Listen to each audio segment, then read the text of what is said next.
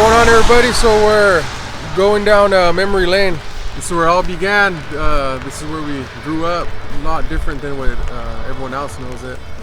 Yeah, this is behind us is the house that we grew up in. And so what we're going to do is walk down the road and give you some little quick snippets of memories that we have there. And obviously when we have the podcast, we're going to go more in depth. So here we go.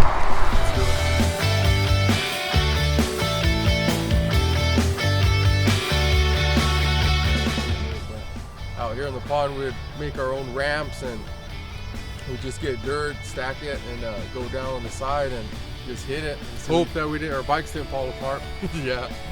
And then even also too when Martin's pool wasn't available, for those who were brave enough, they'd come out here and jump in the pond. And I think we jumped in a couple times, but sometimes we just jumped. I think we had a couple of beers and that kind of gave us liquid courage. Yeah, to jump in. But there's a dairy about a quarter mile that way, maybe a little less than that. But they would every once in a while they would dump their dead cows. They would be in the pond. So after we seen that, we kind of got turned off to swimming in there. Yeah, it's not too true where everybody else was when Dogtown was dumping in. Fucking chickens, dogs, whatever that was available or died, they throw it in there. But yeah, there'll be a lot of stories here. There's from same guy hitting the stop sign, trying to help me get the Bronco out. We'll talk on that one in the podcast. That'll be a good one.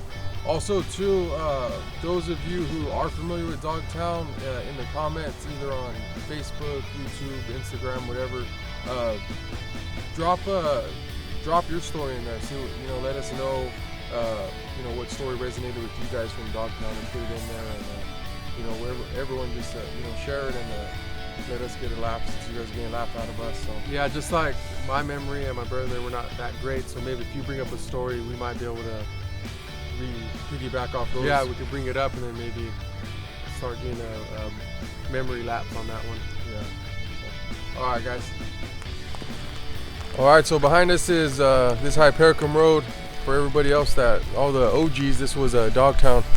And a memory I had here when we were little. So I would stand right here, and my brother would stand where we took the previous video, and so we'd come and do recon. And if everybody was outside playing, then we would give a thumbs up or a wave or something. We do the roll around, get going. Yeah.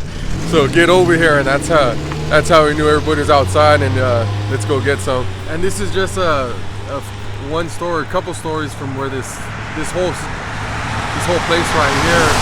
So the stop sign, stories are gonna vary from us egging cars, from one of the neighbors allegedly egging.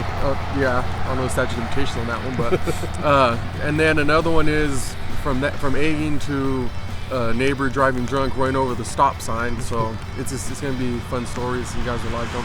Yeah. So we're gonna keep going. So this was another hot spot right here in our youth. It started off as a play area. Daniel, Peanut, Toledo, Mart, Fart, Mario, what's up? So we used to play here, football, all that, and then later on as we got older and we grew out of the football and basketball, we had started the parties and playful drinking, and so this was a party house. Thank God for that. Yeah. We always kept it safe though. Everything it was a fun night, but always a good night. Everybody stayed safe for the most part. Yeah. I mean, we're all still here, so yeah. All right, so back here we got Arthur's and Martin's.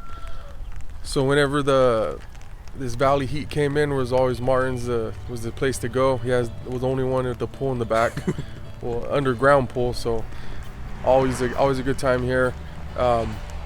Arthur, always playing over there. We had the pickup games, basketball, and then when we were younger, we had that. I don't know if you remember that swing. I know Joe remembers it. Took my eyeball out in Arthur's backyard. Then we had the barbecue. Martin went on a hiatus for a little bit. Went to Mexico. And his neighbor, another story, this we'll get into detail on the podcast.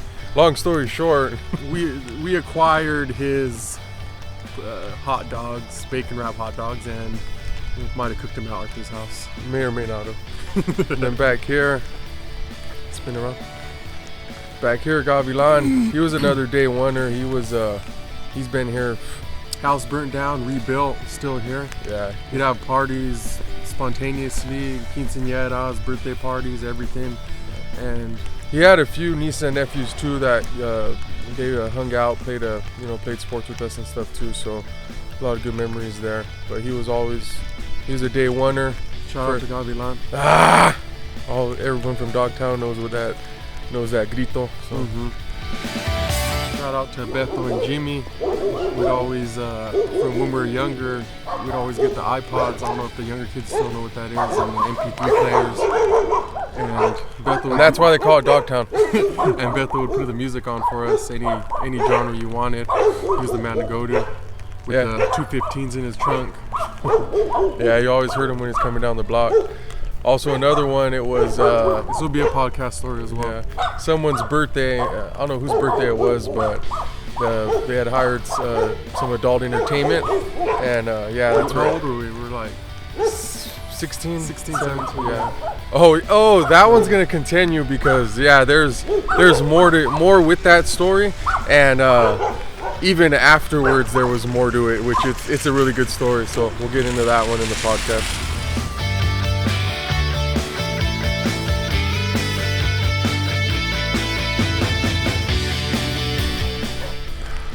All right, go-to spot when we were younger.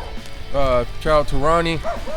He always had the candy bars, licorice you could buy. I think it was like back in the day. It was what? I think like a nickel, Bubba. Something like that. Oh, for each licorice, yeah. Yeah.